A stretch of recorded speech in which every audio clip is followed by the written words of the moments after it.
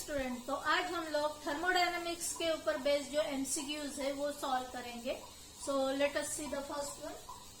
If two systems are in thermal equilibrium with the third system, then both these systems will be also in thermal equilibrium. Is the option दिए है first law of thermodynamics, second law of thermodynamics, third law of thermodynamics, zeroth law of thermodynamics. ये type के जब भी MCQs आएंगे आप लोगों को हर एक लॉ के जो स्टेटमेंट दिए हैं, जैसे फर्स्ट लॉ ऑफ थर्मोडायनामिक्स के 2-3 स्टेटमेंट है, सेकेंड लॉ ऑफ थर्मोडायनामिक्स के भी 2-3 स्टेटमेंट है, थर्ड लॉ ऑफ थर्मोडायनामिक्स के भी स्टेटमेंट है. तो हर एक लॉ के जो स्टेटमेंट है वो बाय हार्ट होने चाहिए. जैसे फर्स्ट लॉ ऑफ थर्मोडायनामिक्स में energy can neither be created nor be destroyed but can be converted from one form to another. या सेकेंड लॉ ऑफ थर्मोडायनामिक्स जो हीट के बारे में बताता है, स्पॉन्टेनियस हीट का जो चेंज होता है वो यूनिडायरेक्शनल होता है from high temperature to low temperature. और third law of thermodynamics specially entropy बताता है. Entropy of perfectly crystalline substance is zero at absolute zero of temperature. वैसे जीरो लॉ का ये स्टेटमेंट है. ठीक है.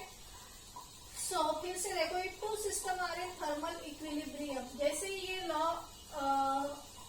को डिस्क्राइब करना है तो 3 जो सिस्टम है A B C, in short मैं एक्सप्लेन करती हूँ. ये एक सिस्टम है, 2 सिस्टम और ये तीसरी सिस्टम. थर्मल इक्विलिब्रियम में है तीनों भी सिस्टम. ठीक है. ए बी के साथ थर्मल इक्विलिब्रियम में है. सपोज बी का टेम्परेचर ज्यादा है, सपोज ए का टेम्परेचर ज्यादा है, वो बी के साथ कनेक्ट अगर किया तो उसका भी टेम्परेचर, मतलब दोनों का टेम्परेचर सेम हो जाएगा. उसे बोलते हैं थर्मल इक्विलिब्रियम. वैसे ही ए और सी का टेम्परेचर सेम रहेगा. तो ये लॉ में बताया गया है कि बी और सी का भी टेम्परेचर जो है वो मैच करेगा. तो इसका मीनिंग ये है कि T A equal to T B equal to T C. तो इस तरह से zero law of thermodynamics explain होता है. तो इसका आंसर रहेगा zero law of thermodynamics. Second देखो, the equation which gives the rate at which the vapour pressure must change with temperature for 2 phases to coexist in equilibrium is called Clausius-Clapeyron equation, Hess's law, thermodynamic process, Joule-Thomson effect. तो इस type के question जो है हम लोगों को थोड़ा बारीकी से देखने हैं, हर एक वर्ड के ऊपर कॉन्सेंट्रेट करना है. The equation which gives the rate at which vapour pressure must change with temperature for 2 phases. कुछ ऐसे वर्ड्स है जिससे हम लोगों को क्लिक हो सकता है कि ये कौन से इक्वेशन की बात हो रही है. 2 phases है, कोएग्जिस्ट इन इक्विलिब्रियम. तो इसमें सपोज यहाँ एक लिक्विड है.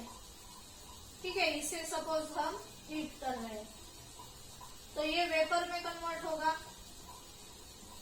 ठीक है. ऐसा एक पॉइंट आएगा कि जितना मतलब दोनों भी जो फेजेस है वो इक्विलिब्रियम में हो जाएगी. जितने मॉलिक्यूल ऊपर जा रहे हैं उतने मॉलिक्यूल नीचे आ रहे हैं. तो एक इक्विलिब्रियम की स्टेज आती है. तो इसके लिए जो चेंज इन टेम्परेचर है, ठीक है, टेम्परेचर चेंज हो गया तो प्रेशर भी चेंज होता है. मतलब अगर हीट करते हैं तो और ज्यादा वेपर जो है वो फॉर्म होगी. तो उसे वो जो है क्लॉसियस-क्लैपेरॉन इक्वेशन ये प्रोसेस को एक्सप्लेन करता है. जैसे dp by dt equal to delta H T delta V, ये इसका इक्वेशन है क्लॉसियस-क्लैपेरॉन इक्वेशन का.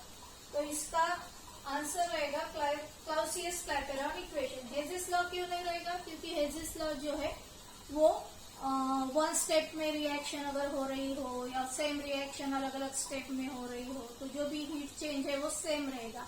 इसके बारे में इंफॉर्मेशन देता है. थर्मोडायनामिक प्रोसेस बहुत सारी प्रोसेस है. ठीक है. तो हम लोगों को जो चाहिए था वो थर्मोडायनामिक प्रोसेस ये एक्सप्लेन नहीं कर पा रहा. जूल-थॉमसन इफेक्ट में भी आप लोगों ने स्टडी किया कि वो कूलिंग ऑफ द गैसेस से रिलेटेड है. High pressure to low pressure जब गैस ट्रांसफर होता है तो इस इसका जो प्रॉपर आंसर है वो है Clausius Clapeyron equation. So just have a look on this, फिर हम लोग आगे बढ़ेंगे। सो फ्रेंड्स, थर्ड जो है, the ratio of net work done per cycle to the total amount of heat absorb per cycle by the working substance from the source is called of the heat engine.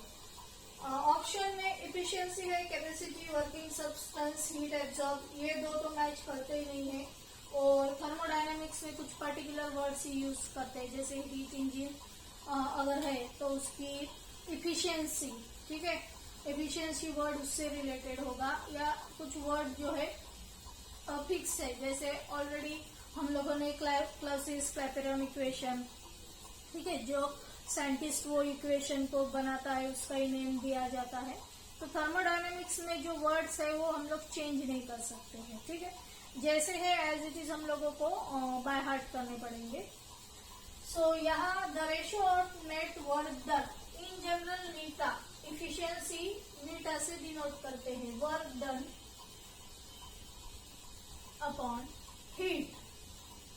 Already हम लोगों ने देखा है heat engine में क्या होता है, एक सोर्स होता है,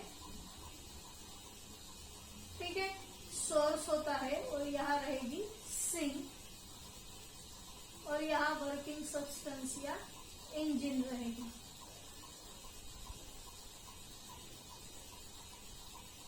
यहाँ से ये जो सोर्स है, सपोज T1 टेम्परेचर पे है, यहाँ T2 टेम्परेचर, और Q1 हीट जो है, ये इंजन जो है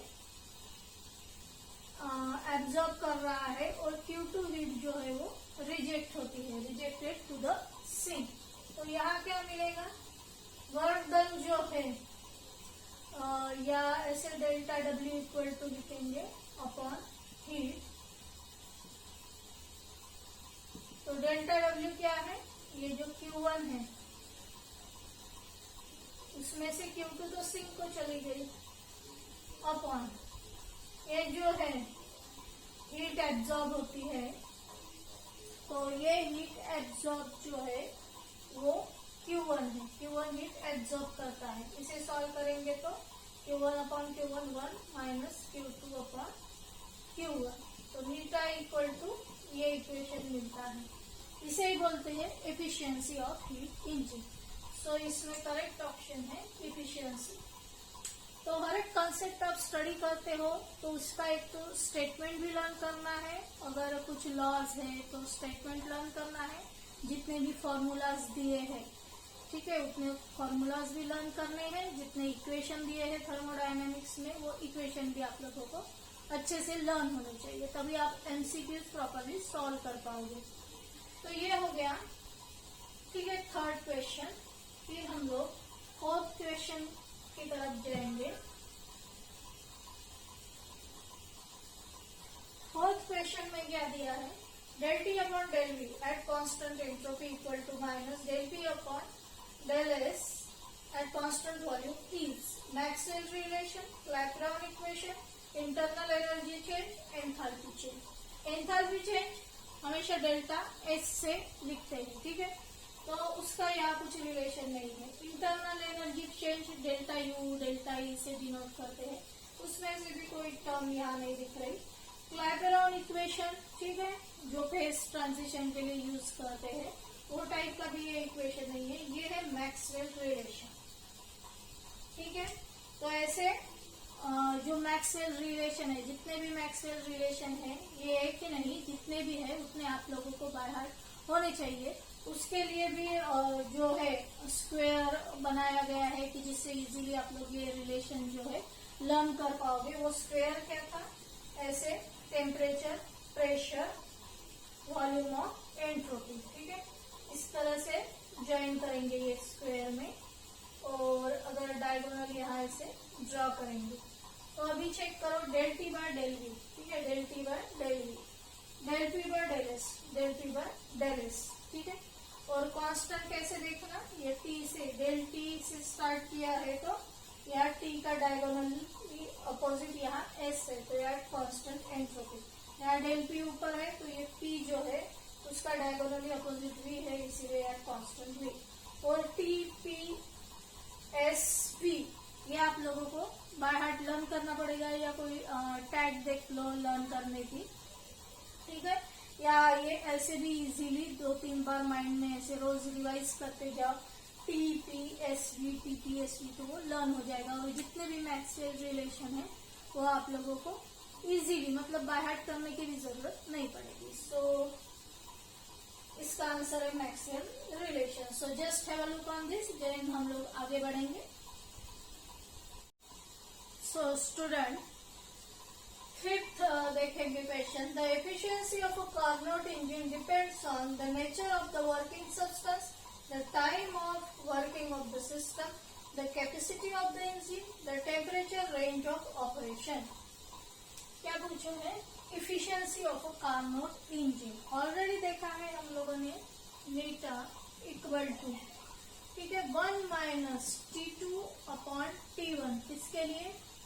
कार्नोट हीट इंजन के लिए ये वैल्यू होती है। टेम्परेचर फिक्स होता है T2 अपॉन T1। तो ये जो इक्वेशन है ये आप लोगों को लर्न करने पड़ेंगे। So efficiency of Carnot engine, eta means efficiency, हम लोगों को पता है। तो उसके इक्वेशन में ही अगर टेम्परेचर जो है दिए है तो नेचुरली वो टेम्परेचर के ऊपर डिपेंडेंट रहेगा, ठीक है।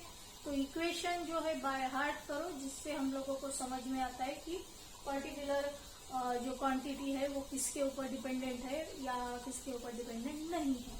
बाकी के जो ऑप्शन है जैसे nature of working substance, already हम लोगों ने देखा है, जैसे मैंने पहले ही बताया कि इस तरह से सोर्स होता है, ठीक है। यहाँ रहेगा वर्किंग सब्सटेंस और यहाँ रहेगा सिंक, ठीक है। यहाँ जो है Q1, यहाँ Q2 और यहाँ T2, यहाँ T1, या यहाँ T1 और यहाँ T2। तो यहाँ जो है nature of the working substance, ये वर्किंग सब्सटेंस क्या है, पेट्रोल है या डीजल है, इसके ऊपर वो डिपेंडेंट नहीं है। Time of working of the system, उसके ऊपर भी एफिशिएंसी डिपेंड नहीं है। कैपेसिटी ऑफ द इंजन, उसके ऊपर कैपेसिटी का मीनिंग क्या है? एफिशिएंसी, ठीक है। तो ये तो रिलेवेंट नहीं है। The temperature, range of operation, ये करेक्ट ऑप्शन है क्योंकि वो हमारे इक्वेशन में है इसीलिए। So the temperature range of operation is the correct answer, ठीक है। नेक्स्ट देखेंगे हम लोग एक न्यूमेरिकल दिया है, ठीक है। तो वो न्यूमेरिकल जो है हम लोग सॉल्व करके ही देखेंगे, उसके ऑप्शन मैंने नहीं लिखे हैं, डायरेक्टली सॉल्व करके देखेंगे। 1 mole of a gas occupying 3 liters volume is expanded against a constant external pressure 1 atmosphere to a volume of 15 liters. Calculate work done by the system. ये टाइप के एग्जाम्पल में compression हो रहा है या expansion हो रहा है, ये पहले देख लो। यहाँ जो है 3 to यहाँ एक्सपांडेड लिखा है, 3 to 15 लीटर गैस एक्सपांड हो रहा है। तो वर्क जो है वो निगेटिव में रहता है, मतलब work is equal to minus P external delta V, ठीक है। क्योंकि ये एक्सपांड होता है, system is doing work on surrounding, तो वो वर्क निगेटिव में होता है। Now minus P external, pressure कितना है? 1 एटमोस्फियर। वॉल्यूम का चेंज V2 माइनस V1, ठीक है। फाइनल वॉल्यूम 15 है माइनस 3 लीटर, तो ये आएगा माइनस 12 लीटर। तो इतना जो है वर्क का वैल्यू मिल रहा है। अगर जूल में कैलकुलेट करना है तो माइनस 12 इंटू 101.325 करना पड़ेगा। तो हम लोगों को जो आंसर मिल रहा है वो मैं लिख के दे रही हूँ, माइनस 1215.9 जूल, इतना आंसर आता है। तो ये आंसर रहेगा ऑप्शन में करेक्ट आंसर।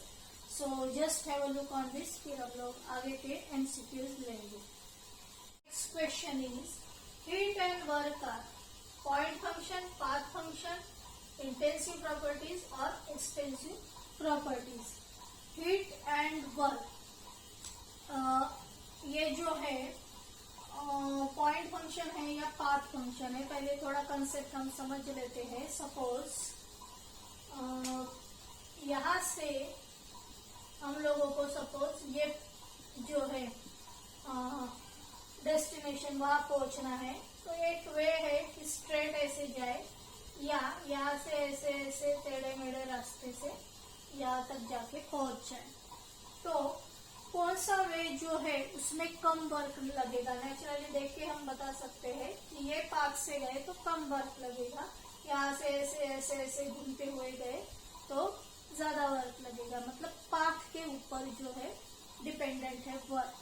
या अगर आप लोग कुछ खाना खा के घर से निकले हो तो यहाँ से नेचुरली पता है कि आप थोड़ा सा सपोज थोड़ा ही खाना खा के या ब्रेकफास्ट खा के निकले हो, तो यहाँ से यहाँ तक जाने में आपकी जो कैलोरीज बर्न होगी, ठीक है, बर्न होना यानी हीटिंग हम लोग बोल सकते हैं. जो कैलोरीज बर्न होगी वो कम रहेगी, मतलब कम मेहनत आपको लगेगी. वही आप लोग यहाँ से ऐसे ऐसे ऐसे ये रास्ते से जाओगे तो ज्यादा कैलोरीज बर्न होगी, ठीक है.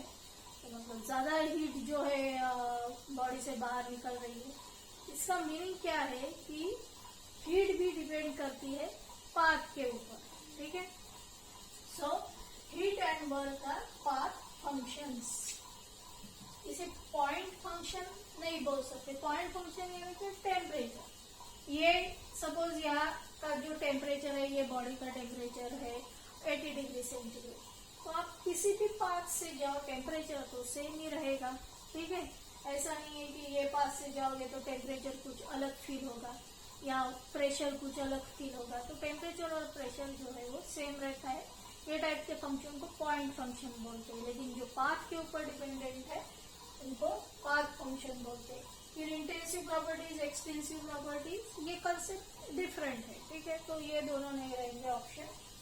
सो ये रहेगा path function. Then next question, which of the following is incorrect for reversible adiabatic process. यहाँ जो मेन वर्ड्स है reversible adiabatic process. Adiabatic process यानी हमको बताया कि नो एक्सचेंज ऑफ हीट. क्या ऑप्शन दिए है? dq इज इक्वल टू 0, ठीक है. तो ऑफकोर्स dq इक्वल टू 0 रहेगा. q is not constant. ये जो ऑप्शन है ये रॉन्ग रहेगा. बाकी के दो ऑप्शन भी चेक कर सकते हैं. रिवर्सिबल प्रोसेस है, ठीक है. रिवर्सिबल प्रोसेस के लिए एंट्रोपी चेंज जो होता है, रिवर्सिबल प्रोसेस कैसे होती है? सपोज एक सिस्टम ले लो. एंट्रोपी का जो वैल्यू है वो क्या होता है? Entropy of system equal to Q upon T, ठीक है. एंट्रोपी ऑफ सराउंडिंग ले लो. सराउंडिंग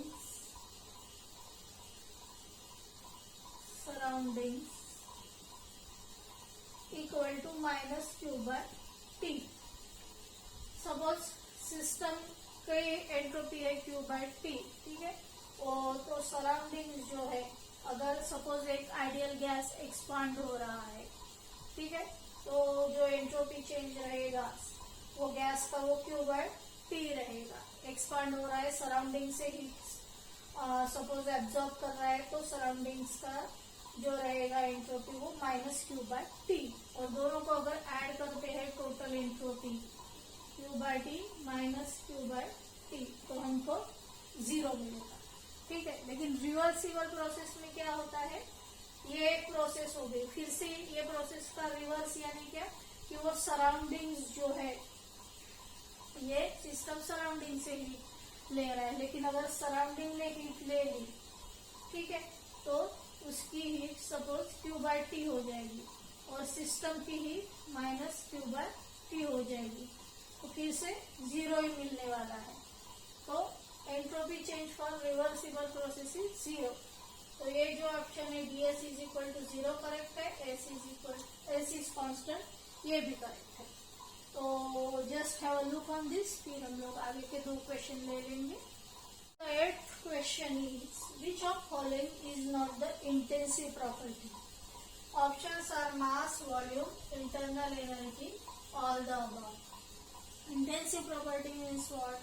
जैसे मास है, वॉल्यूम है, 1 kg अगर शुगर लेते हैं और उतनी शुगर और ऐड करते हैं तो वो 2 kg बन जाएगी। मतलब जितना मैटर ऐड करते हैं उतना मास जो है वो इंक्रीज हो रहा है, मास की वैल्यू इंक्रीज हो रही है, या वॉल्यूम भी इंक्रीज हो रहा है। पहले वॉल्यूम कम था शुगर का, अभी ज्यादा मैटर है इसीलिए वॉल्यूम इंक्रीज हो रहा है। तो ऐसी प्रॉपर्टीज को एक्सटेंसिव प्रॉपर्टी बोलते हैं। तो मास एक्सटेंसिव प्रॉपर्टी है, वॉल्यूम एक्सटेंसिव प्रॉपर्टी है, इंटरनल एनर्जी भी एक्सटेंसिव प्रॉपर्टी है। जितने ज्यादा एटम्स और मॉलिक्यूल्स रहेंगे, जितना ज्यादा मैटर का अमाउंट रहेगा नेचुरली, उतने ज्यादा एटम्स और मॉलिक्यूल्स रहेंगे।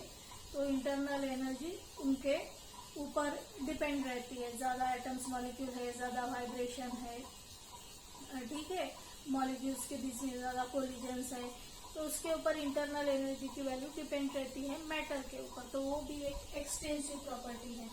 तो डी ऑप्शन करेक्ट है, ऑल द अबव।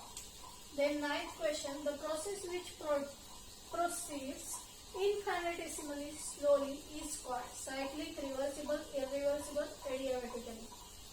ठीक है, हर एक प्रोसेस का एक डेफिनेशन है जो बुक में दिया है कि साइक्लिक प्रोसेस क्या होती है, रिवर्सिबल प्रोसेस क्या होती है, इरिवर्सिबल प्रोसेस क्या होती है, एडियाबेटिक प्रोसेस क्या होती है। ठीक है, जैसे रिवर्सिबल प्रोसेस की डेफिनेशन है कि वो इनफाइनेटेसिमली स्लोली होगी। ठीक है, बैकवर्ड डायरेक्शन में भी प्रोसीड होती है, फॉरवर्ड और बैकवर्ड डायरेक्शन में रिएक्शन होती है। Irreversible process only in one direction. Adiabatic आप लोगों को पता है कि नो एक्सचेंज ऑफ हीट। ठीक है, साइक्लिक प्रोसेस एक साइकिल में वो प्रोसेस परफॉर्म होगी। सो रिवर्सिबल प्रोसेस ये इसका correct answer. So I hope you understood all these questions answers. So thanks for watching this video.